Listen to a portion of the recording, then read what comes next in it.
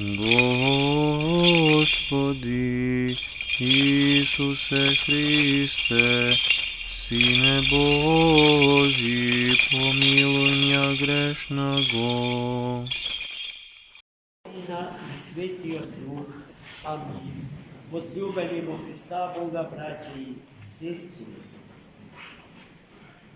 ова недела е првата недела пред рождеството Христово и во оваа недела Светата Црква Божија сосема во согласно со нејзината божествена мудрост ја определува за читање на првата глава од првото Матеевото Евангелие, Евангелието според Матеја, во која што е запишан родословот, генеалогијата, потеклото според телесната природа на Богочовекот Христос.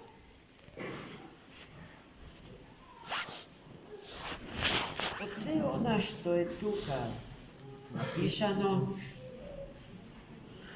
а се почнува со таткото на старозаветниот богоизбран народ, стариот Израел, Авраам, па се оди до првото вавилонско робство,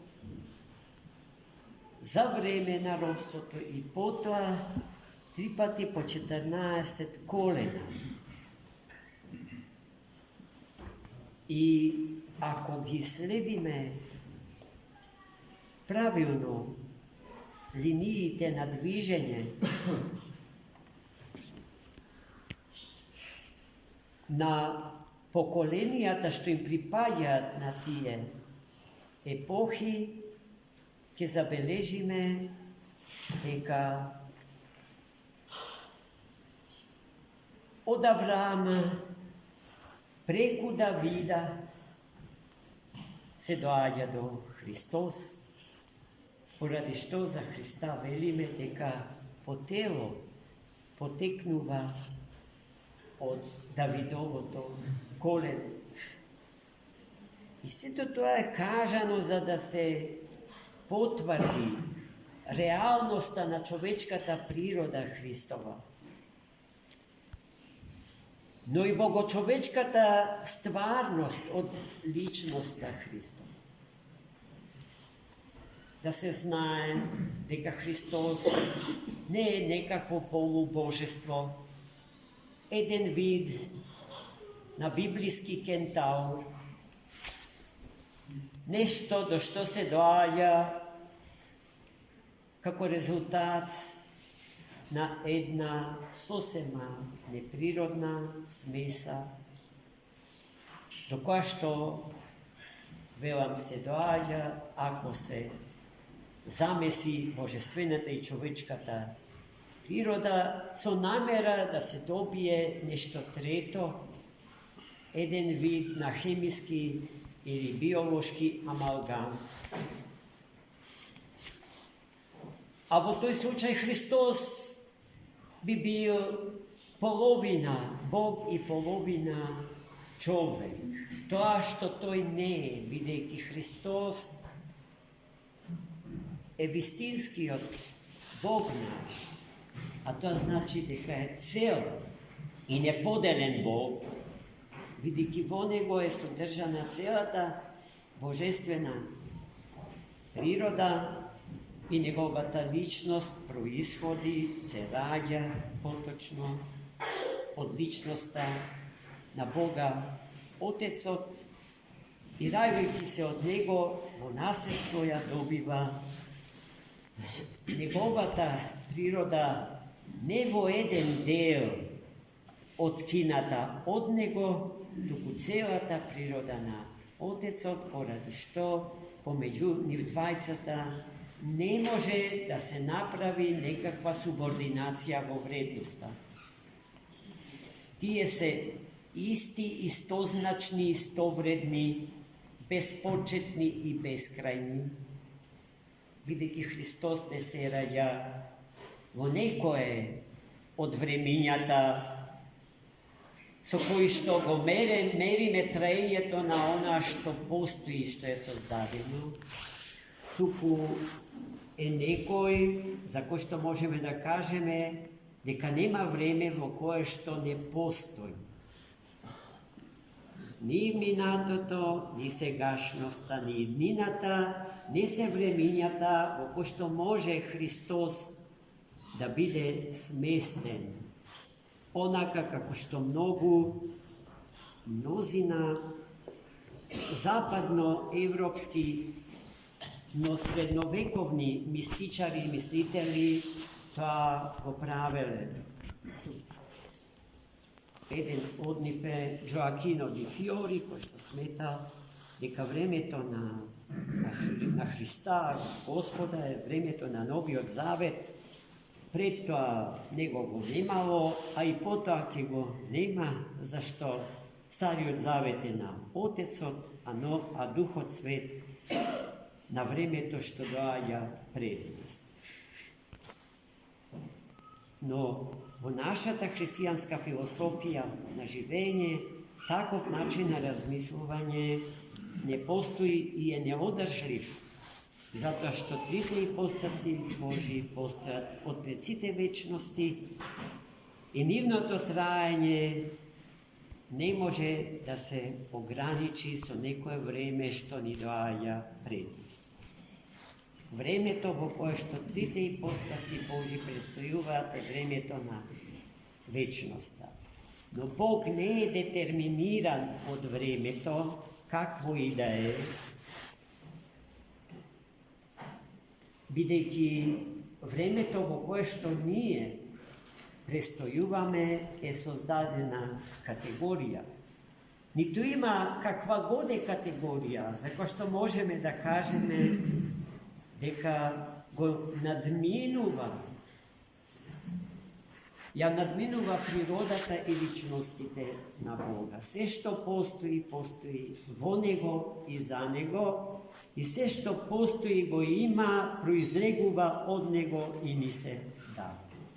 Она позната патристичка, светотечка формула за тоа дека се произлегува од Бога, ни се дава преку Отецот и си наоѓа своја природа и конечна смисла и полнота во Духот Свет. И сето тоа се случува истовремено. Значи, Христос е цел и вистински Бог, но и цел и вистински човек. Големината на празникот што им доаѓа пред нас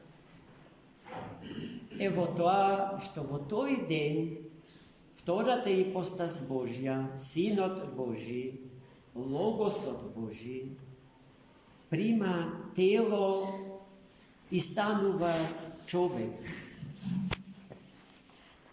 Во се, би рекле отците, се израмни со нас, за да ни се приближи целосно нам и да ни се открие себе целиот без остаток за онолку колку што можеме да го познаеме, да го откриеме, да му се приближи. Значи, Христос Бог, кога би бил во се еднаков со нас, не би бил тоа што на луѓето им треба. Ако е еден од нас во се, а тој би бил тоа само под услов да го прими или да го наследи гревот на нашиот брататко Адам, а со гревот и смрт.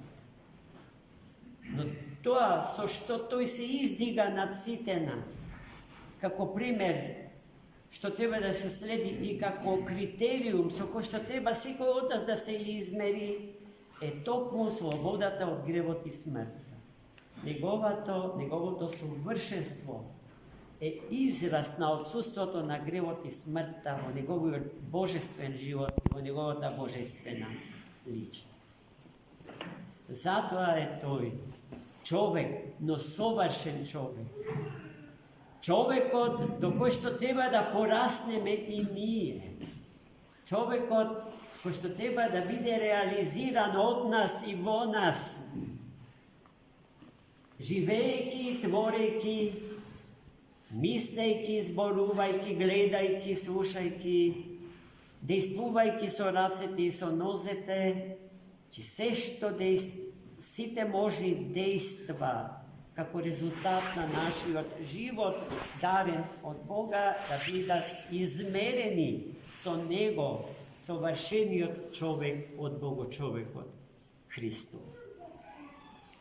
Не имајќи свој грев и своја смрт, за да не извлече од бездната во која што паднавме со првородниот грев, тој го прими нашиот грев и нашата смрт за по силата на неговиот божествен живот да ги победи и гревот и смртта и да не ослободи од робството кон смрт. Таа победа над смртта, по која што копнееше човештвото откако знае за себе, ја извојува токму Христос. И тоа никогаш не ќе се случеше ако не станеше човек како еден од нас, како наш собрат, како наш содругар, како наш сопријател, како еден од нас во се, освен во гревот и во смрт. И сето тоа на некој начин, се ова што јас се трудам да го изнесам, немокно и бедно се разбира. Не знам колко е се тоа разбирливо за сите вас. Не затоа што е неразбирливо, туку затоа што јас не умеам најдобро да го изнесам и да го изразам. Е запишано и стои како длабока искрена содржина на зборовите што денес ги читавме во Евангелското четење. Затоа, најмили мои, празникот што ни доаѓа е празник на мирот и радост. Токму мирот и токму радоста во најголема мера отсуствуваат во животот на современиот човек и современиот свет. Иако истите проблеми ги имале и со истите се соочувале сите претходни епохи и човечки генерации. Но ние, нашево време и нашата генерација има чувство дека сето тоа е преумножено и прегусто присутно и со тоа е и на тој начин населен светот во кој што живее. За толку повеќе ни треба Богочовекот Христос. За толку повеќе поскоро треба да му приоѓаме,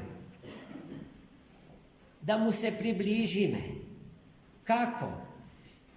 Ако не со животот достоен за него, со животот што самиот ни го даде, со животот за кој што ни зборува со секој збор и во секој збор, запишан во Светата книга. Поради што Светото писмо не е книга што се чита, туку книга што се живее. Таа книга не треба да се чита, туку е книга што треба да се претвори во наш собствен живот. Амин.